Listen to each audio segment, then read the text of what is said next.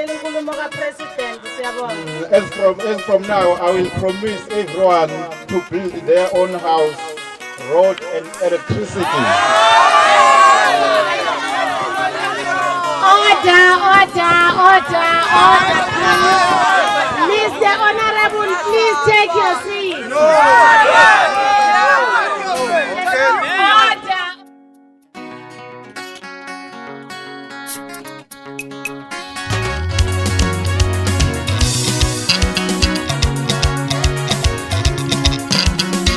Mr. Honorable, please take your seat.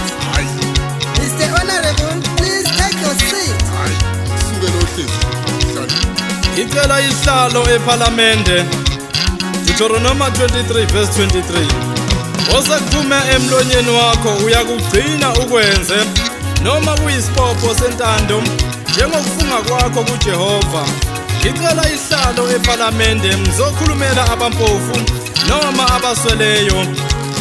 Ngicela ningivulele izindlebe nivule nezihawu sobubele bukaThixo ngoba sonke sidalwe uThixo ukuba simfuze uJehova onguThixo wethu sonke ngemisebenzi emihle. Ngicela ke sibheke izimpilo zalaba bantu abadingayo sebesivotele ngethemba lokuthi sizoshintsha izimpilo zabo nokuthi nabo bathole ukuqosha ikati eziko. Izaga 15 verse 9. Indlela yomubi isinengiso kuJehova, kepha uyamthanda olanda ukulunga. Uma sikhankasela amavoti, siyaphatha ijumbana zokudla, sibanxenxa ukuthi basivotele.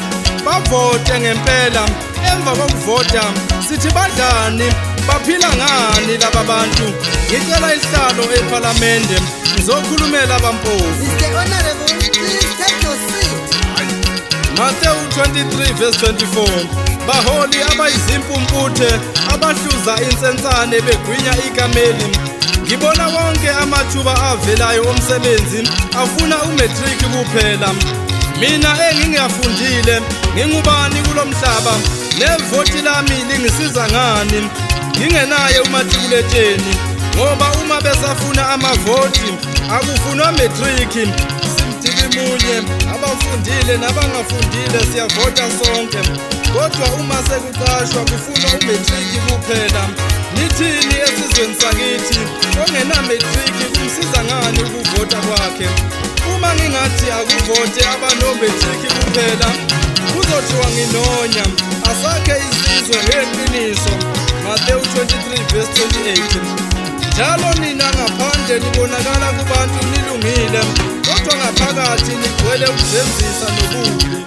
Ngicela isihlalo ePhalamende ngizokhulumela intsha yakithi. Izaga 20 verse 21. Iwayini liyisideleli, ukuphuza okunamandla kuveza umsindo, odukiswa yilo akahlakaniphile. Ngibona intsha yakithi izinikele ebumnandini nasotshwaleni nakuma-drugs.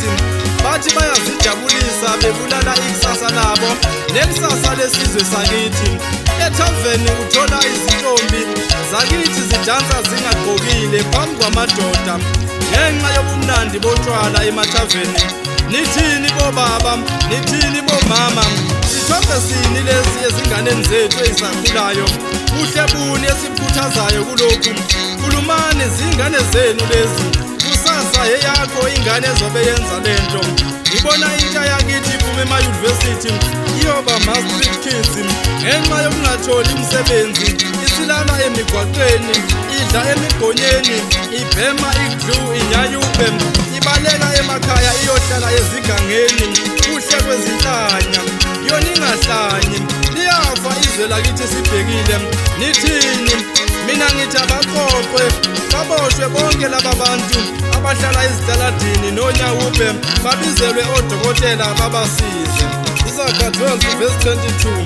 Izindebe ezikhohlisayo ziyisinengiso kuJehova, kepha abenza iqiniso bayintokozo yakhe.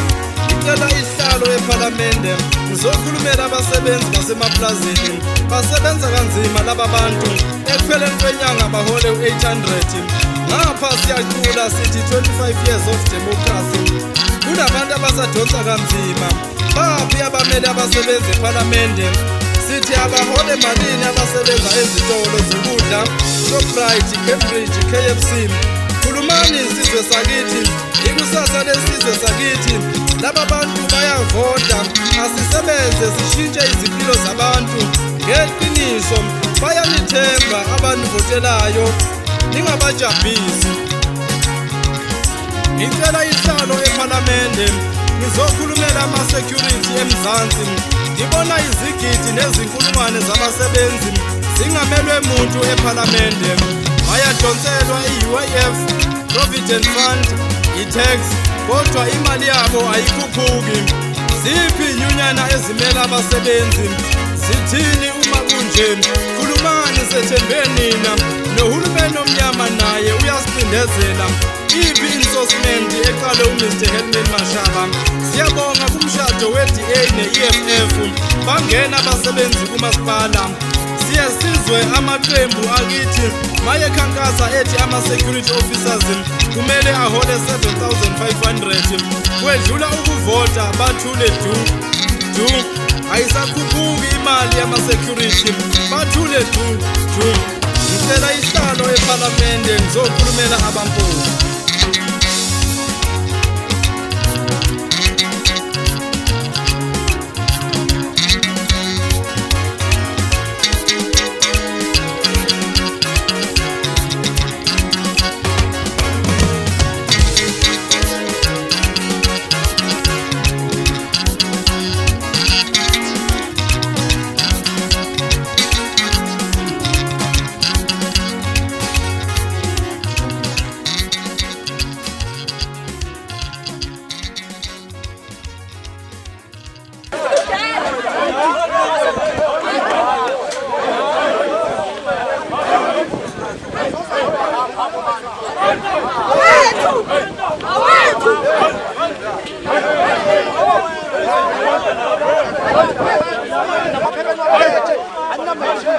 Kanjani